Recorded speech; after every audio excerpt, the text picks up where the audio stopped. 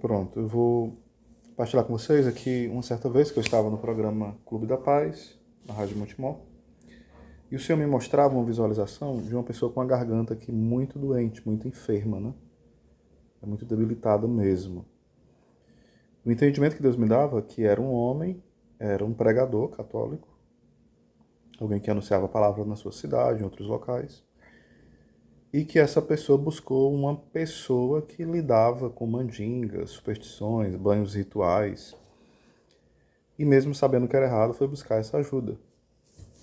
E uma vez que foi buscar essa ajuda, ele que estava com um pequeno problema na garganta, esse problema ficou muito, muito, muito pior, né?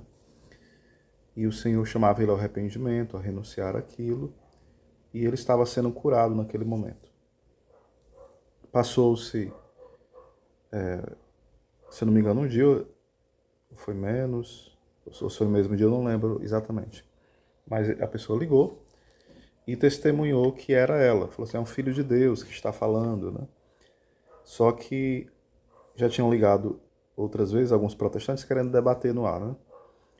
E o Irineu pediu para a pessoa se identificar, né? Porque se fosse alguém que quisesse apenas debater, seria em outra ocasião, e não ao vivo no programa ali, né? Porque tinha os quadros, tinha um tempo, né? E a pessoa falou, não, é porque eu sou bem conhecido aqui na minha região, na minha cidade, e eu sou essa pessoa que foi curada da garganta e que procurei, né? Essas coisas que são contra a fé católica, né? Ele testemunhou a cura que ele recebeu, essa libertação.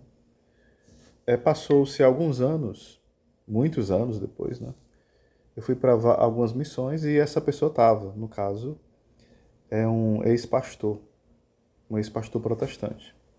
Chamado até Marcos de Maria, né? Eu trouxe até ele, foi no começo desse ano ou foi ano passado, agora eu não lembro. Tem até o testemunho dele aqui no meu canal no YouTube, né? Em duas partes. Aí depois a gente foi para várias missões juntos, né? Algumas.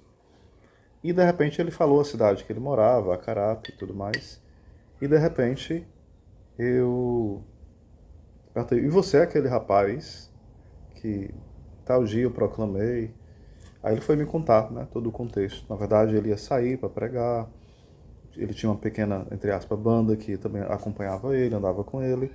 E estava de fato ruim da garganta e foi procurar essa ajuda mesmo sabendo que não estava muito certo, né? Não estava certo de jeito nenhum. E daí ele piorou bastante, né?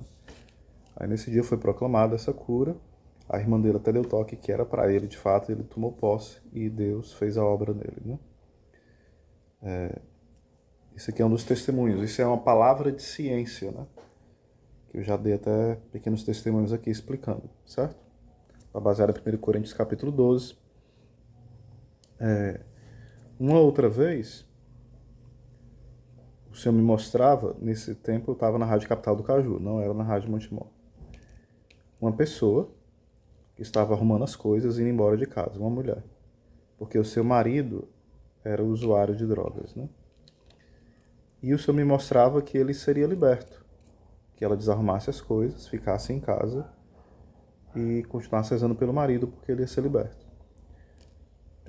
Algumas semanas depois, eu fui para um local e vi essa irmã, essa mulher, essa senhora, né?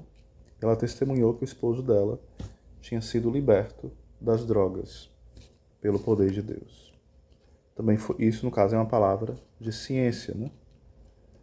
E, de certa forma, acompanhado por uma profecia, porque era algo que ia acontecer a partir da perseverança dela, né? Se ela permanecesse fiel orando pelo esposo.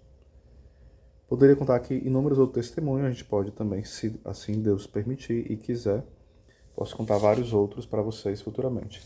É para quê? Para me engrandecer, para me mostrar? Não.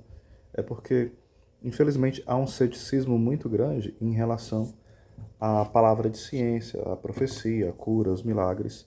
Uns só querem isso e vivem somente atrás de cura e não sabem abraçar a cruz. Eu posso me incluir nisso muitas vezes, né? Não louvar diante da cruz, não ter essa postura de docilidade, de fé, de paciência, de humildade. Qualquer um de nós pode ir caindo, vez ou outra, nessa esparrela, de não buscar a fortaleza em Deus diante das provações. Mas outras pessoas acabam entrando no certo esse cessacionismo, né? Esse cessar dos dons. Os dons foi naquele tempo, no tempo dos apóstolos, ou então no tempo há 500 anos atrás, 1000 anos atrás, mas agora não tem mais cura, nem tem mais milagre, não tem mais revelações verdadeiras, tudo é falso, tudo é charlatanismo, tudo é jogada. Não, não é isso.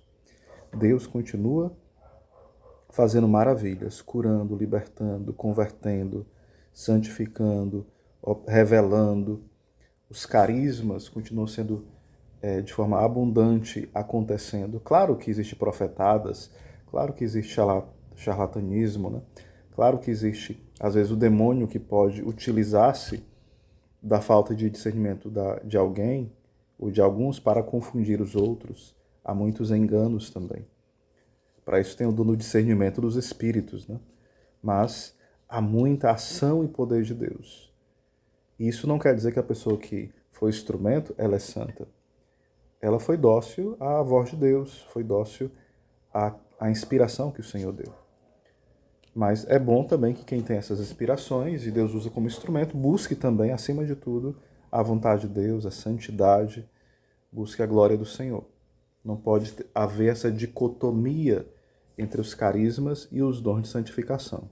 Embora, repito, uma pessoa que tem um dom de cura, profecia e outros dons, quaisquer que sejam, dom das lágrimas e por aí vai, não quer dizer que essa pessoa é santa. Ela pode ser muito pecadora, muito impenitente. Mas isso não é o que Deus nos chama. Mesmo sendo pecadores, fracos, limitados, devemos buscar a santidade. Não para nos abrir aos dons, mas porque nós amamos a Deus. Este é o sentido. Um abraço, salve Maria. Inscreva no canal, divulgue e compartilhe.